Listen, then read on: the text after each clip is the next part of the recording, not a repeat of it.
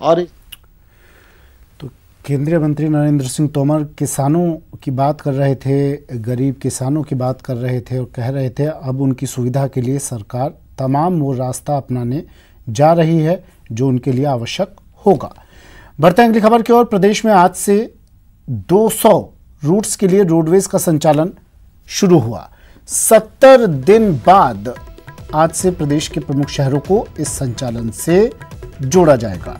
डूंगरपुर, अजमेर, जयपुर में सुबह 8 बजे से ही संचालन शुरू हुआ। रात 9 बजे तक रोडवेज का संचालन होगा। बस में यात्रियों को मास्क और सोशल डिस्टेंसिंग का ध्यान जरूर रखना होगा। 3 तस्वीरें टीवी स्क्रीन पर। अलग अलग जगहों से बसों का संचालन आज से 200 रूटों पर और शुरू हुआ।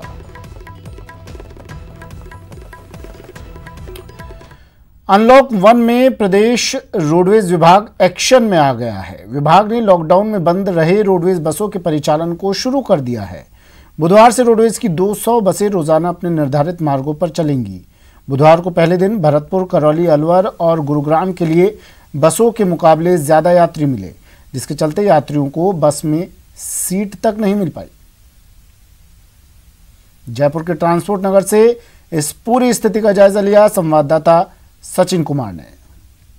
रोडवेज ने आज से 200 से ज्यादा रूट्स पर अपना संचालन शुरू कर दिया है। जयपुर की अगर बात करते हैं तो जयपुर में ट्रांसपोर्ट नगर, दुर्गापुरा, चौमुपुलिया और अजमेर रोड पे 200 फीट बाईपास से बसों का संचालन किया जा रहा है। इस समय हम लोग ट्रांसपोर्ट नगर में मौजूद है। सामने जयपुर से धौलपुर जाने वाली बस खड़ी है। ये बस एकदम फुल हो चुकी है। इसमें जितनी सीटें उतनी सीटों पर यात्रियों को टिकट दिया जा चुका है। और दूसरी तरफ आप देखेंगे तो ये वो यात्री हैं जो इसी रूट पे जाने के लिए खड़े हैं, लेकिन इनको अब बस में सीट नहीं मिल रही क्योंकि लिमिटेड रूट्स पर और लिमिटेड बसें जो है रोडवे ने शुरू की है। ऐसे में हम कह सकते हैं कि जितने यात्री हैं उनके मुकाबले आज जो है बसें कम पड़ गई हैं। ये सभी वो यात्री हैं जो कहीं ना कहीं जाना चाहते हैं और इस स्थान पर खड़े हैं। भैया, आप कहाँ जाना चाहते हैं, कब से खड़े हैं? भरतपुर जाना चाहता हूँ, सुबह 7 बजे से खड़ा हूँ। मुझे अभी तक सीट नहीं मिली और अभी मैंने भी पूछा भी तो ये बोल रहे हैं अगर आएंगी तो बता देंगे, आएगी अगर बस तो बता देंगे। अभी इधर ही बैठो। आप कहाँ जा रहे हैं? सर मैं भी भरतपुर ही जा रहा हूँ फिलहाल। ओली बसी का वेट में हूँ। बाकी वो बता रहे हैं कि मतलब 5 बजे आएगी, बल्कि कन्फर्म तो है नहीं। बाकी सारे सवारी भरतपुर की है। कहाँ जा रहे हो? जा रही हूँ भरतपुर, सुबह की खड़ी हूँ। सुबह तो बस थी भरतपुर की, आपको क्यों नहीं मिली? टिकट नहीं मिली, फुल हो गई। हाँ। तो देखिए, ये तमाम वो लोग हैं जो आगरा रूट पे या तो भरतपुर जाना चाहते हैं या दिल्ली रोड पर गुरुगांव या शाहपुरा जाना चाहते हैं। लेकिन दिक्कत ये आ रही है कि पहले जितनी बस होती थी उसके अंदर लोग खड़े होकर भी सफर कर लेते थे, लेकिन अब सोशल डिस्टेंसिंग की वजह से लोगों को ये अनुमति नहीं दी गई है। और इसके अलावा रूट्स पर लिमिटेड बसें हैं। सुबह भरतपुर की बस रवाना हो गई और अब शाम को 5 बजे भरतपुर की बस है। हालांकि रोडवेज प्रबंधन की ये कोशिश है कि अतिरिक्त बसें लगाई जा सके। यहाँ का जो लोकल स्टाफ है उसने उच्च अधिकारियों को इस चीज के लिए निवेदन भी कर दिया है कि भरतपुर के ज्यादा लोग हैं, ऐसे में अतिरिक्त बस चलाई जा सकती है। लेकिन अब अतिरिक्त बस चलाई जाएगी नहीं, ये अभी तक पूरी तरह से साफ नहीं है। कैमरा पर्सन भवानी सिंह के साथ सचिन कुमार, न्यूज़ 18 जयपुर। बीकानेर से रोडवेज बसों का संचालन शुरू हो गया तो वहीं रोडवेज प्रशासन की ओर से भी विशेष इंतजाम किए गए हैं। बीकानेर से रोडवेज बसों के संचालन से पहले बसों को सैनिटाइज किया गया। इस दौरान बस डिपो से आने वाले सभी यात्रियों की पहले स्क्रीनिंग की गई। रोडवेज बसों के संचालन का जायजा लिया संवाददाता सतवीर सिंह राठौड़ ने। बीकानेर में रोडवेज बसों का जो संचालन है वो शुरू हो चुका है। तो वहीं पर जो सुबह से ही जो यात्री हैं वो बड़ी संख्या में यहाँ पर पहुँच रहे हैं और उसके बाद में उन्हें यहाँ पर जो बसों में बैठा के उन्हें गंतव्य स्थान पर पहुँचाने की जो शुरुआत है वो रोडवेज की ओर से की जा रही है। पूरे नियमों की यहाँ पर पालना करनी पड़ेगी, गाइडलाइन की पालना पड़ेगी। ये विशेष तौर पर ध्यान रखना पड़ेगा, किसी भी तरह से सोशल डिस्टेंस की जो नियमों की अवहेलना हो वो यहाँ पर ना। मैंने कैमरा पर्सन धीरज जोशी से कहूँगा एक बार तस्वीरें आप दिखा दो कि आप देख सकते हैं यहाँ पे पहले तो स्क्रीनिंग का जो काम है वो किया जा रहा है और यहाँ से स्क्रीनिंग होने के बाद में उसके बाद में उन्हें यहाँ पर टिकट दिया जा रहा है और बसों में बैठाया जा रहा है ताकि किसी भी तरह की जो सोशल डिस्टेंसिंग है उसकी भी पूरी तरह से पालना की जाए। और यहाँ पर जो बसें हैं वो अभी तक बसें यहाँ पर जा चुकी है और जो यात्री हैं उन्हें भी काफ़ी उत्साह देखने को मिल रहा है। फिलहाल आप देख सकते हैं बसें यहाँ पर पूरी तरह से खड़ी हुई है। तो वहीं पर जो यात्री हैं वो अपनी अब बस का इंतजार यहाँ पर कर रहे हैं। कुछ ही देर बाद में उनके लिए गंतव्य स्थान के लिए ये बसें रवाना होगी। अभी कुछ देर पहले ही नागौर के लिए जो बस है वो रवाना हुई है और उसके बाद में अब जयपुर के लिए भी बस रवाना होगी। हमारे साथ में अधिकारी उनसे बात करें। सर, अभी किस तरह कितनी रूट पे बस चल रही है और कितनी बसें जा चुकी है? अब 6 बसें जा चुकी है। एक कोटा गई है, एक जोधपुर, एक गंगानगर, हनुमानगढ़, अनूपगढ़ और नागौर, और अब अनूपगढ़ से आ रही है और जयपुर जाएगी। किस तरह से गाइडलाइन की पालना की जा रही है, क्योंकि लोगों को जरूरी है, क्योंकि सोशल डिस्टेंस की भी पालना, सोशल डिस्टेंस पालना तो हो रही है, सब रहना है। और बात यात्री का नाम लिखे जा रहे हैं, उनका मोबाइल नंबर और गतिविधि कहाँ से कहाँ जा रहे हैं, और उनका तापमान और ये सैनिटाइजर भी कर रहे हैं। बिल्कुल, तो एक अच्छी पहल कही जा सकती है, क्योंकि लोगों को काफ़ी दिनों से इंतजार था कि वो अपने गंतव्य स्थान पर पहुंच सके, और रोडवेज की शुरुआत है वो काफ़ी हद तक एक मानी जा सकती है। लोग हाँ ठीक है, अभी तक 150 यात्री यात्रा कर चुके हैं। 3-4 बस और जाएगी 100-250 यात्री आज पहले दिन में यात्रा कर लेंगे। कितने बसों जितने रूट तैयार किए गए हैं यहाँ के लिए? 10 रूट तैयार किए गए हैं। बिल्कुल, 10 रूट यहाँ पर तैयार किए गए हैं, और उसके बाद में यात्रियों में भी काफ़ी उत्साह देखने को मिल रहा है, क्योंकि वो यहाँ से निकल रहे हैं। कुछ यात्री हमारे साथ, उनसे बात करें। सर, कैसा लग रहा है आपको? आप जा रहे हैं अपने के लिए, किस तरह से पूरी, क्योंकि बहुत दिनों बाद भी रोडवेज का संचालन शुरू हुआ है? मेरे को अच्छा लग रहा है, मतलब कि बहुत दिनों बाद हम हमारे घर जा सकते हैं, इसलिए बहुत अच्छा लग रहा है।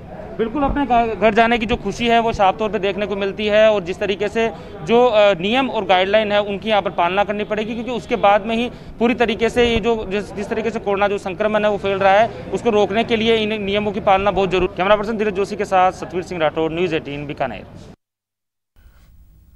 कोरोना संक्रमण के दौरान जानवरों को सुरक्षित रखना भी बड़ी चुनौती है। इसी को ध्यान में रखते हुए उदयपुर बायोलॉजिकल पार्क प्रबंधन ने अपने स्टाफ को विशेष पीपीई किट मुहैया करवाई है। अब बायोलॉजिकल पार्क में कर्मचारी पीपीई किट पहनकर जानवरों को खाना दे रहे हैं और उनके रहने के स्थान को सैनिटाइज और स्वच्छ रख रहे हैं। बायोलॉजिकल पार्क में पर्यटकों के अलावा स्टाफ और जानवरों को सुरक्षित रखने के लिए सभी स्टाफ पीपीई किट पहनकर साफ सफाई कर रहे हैं।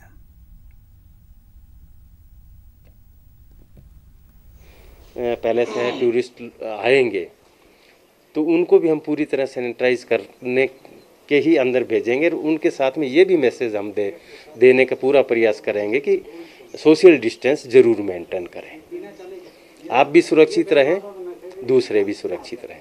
तो इस चीज़ का हम काफ़ी प्रयास कर रहे हैं, और कुछ डेमो भी हमने अभी चेक किए हैं। कोरोना संक्रमण के बीच अब पर्यटन स्थल खुलने ही वाले हैं। इससे पहले उदयपुर के बायोलॉजिकल पार्क प्रबंधन ने व्यापक इंतजामात किए हैं, जिसमें न सिर्फ पर्यटकों की सुरक्षा का ध्यान रखा जा रहा है, बल्कि बायोलॉजिकल पार्क में जो जानवर हैं उनकी भी सुरक्षा का पूरा ध्यान रखा जा रहा है। और यही वजह है कि यहाँ पर जो स्टाफ जानवरों के एंक्लोजर के समीप साफ सफाई के लिए भी पहुँचता है, वो पीपीई किट में नजर आता है। आप देखिएगा, हम इस समय बायोलॉजिकल पार्क में टाइगर के एंक्लोजर के पास में मौजूद हैं, और यहाँ पर जो व्यक्ति हैं, यहाँ पर जो काम कर रहे हैं फॉरेस्ट डिपार्टमेंट के कर्मचारी, उन्हें आप देख सकते हैं कि वो यहाँ पर साफ सफाई के दौरान पीपीई किट पहने हुए हैं। एंक्लोजर के अंदर आप देखिए कि काफ़ी विशालकाय टाइगर मौजूद है। इसकी सुरक्षा की जिम्मेदारी बायोलॉजिकल का पार्क प्रबंधन की, और यही वजह है कि प्रबंधन द्वारा ये व्यवस्थाएं की गई है कि कोरोना के जो संक्रमण है वो इन जानवरों में ना फैले, इसके लिए पूरी तरह से बंदोबस्त किए जाएंगे। और देखिए, भीषण गर्मी का दौर भी चल रहा है, जिसके चलते इन जानवरों की व्यवस्थाओं के लिए इनके लिए कूलर भी यहाँ पर लगाए गए हैं, ताकि इस गर्मी का असर इन पर ना हो।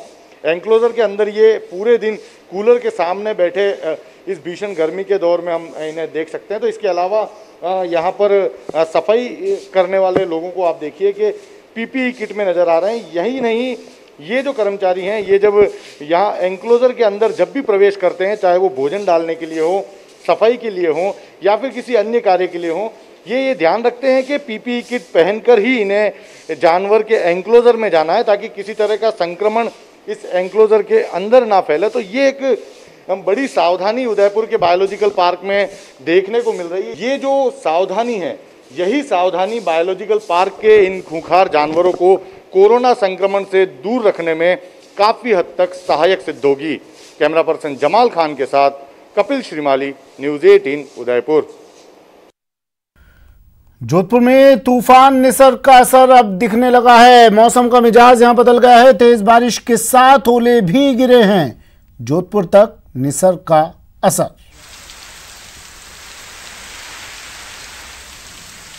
निसर्ग के कारण अब मौसम का मिजाज बदलने लगा है। तेज बारिश तो हो ही रही है और साथ में ओले भी कई इलाकों में गिरे हैं। अचानक से मौसम के मिजाज में बदलाव आया है। जोधपुर की ये तस्वीरें हैं, तेज हवाओं के साथ जमकर बारिश। उधर बाड़मेर में भी सुबह तेज आंधी आई। आसमान पर रेत का गुबार छा गया। मकानों पर भी रेत की चादर बिछ गई। निसर्ग का असर अब प्रदेश भर में कई इलाकों में दिख रहा है।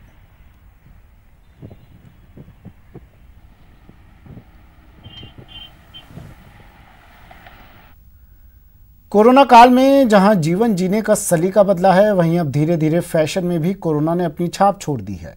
कुछ ऐसा ही दिख रहा है मरुधरा की शान जोधपुरी पगड़ी में।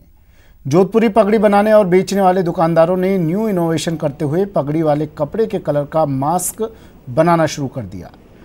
तस्वीरों में आप देख सकते हैं जोधपुरी पगड़ी बांधने के बाद लोग कैसे उसी कपड़े से बने उसी कलर के मास्क को भी पहन रहे हैं। यानी अब पगड़ी के साथ उसी कलर का फैशनेबल मास्क भी लोगों के चेहरे पर सजेगा और पगड़ी पहनने वाले और इसके खरीदार पगड़ी के कलर का मास्क पहनकर काफी खुश नजर आ रहे हैं।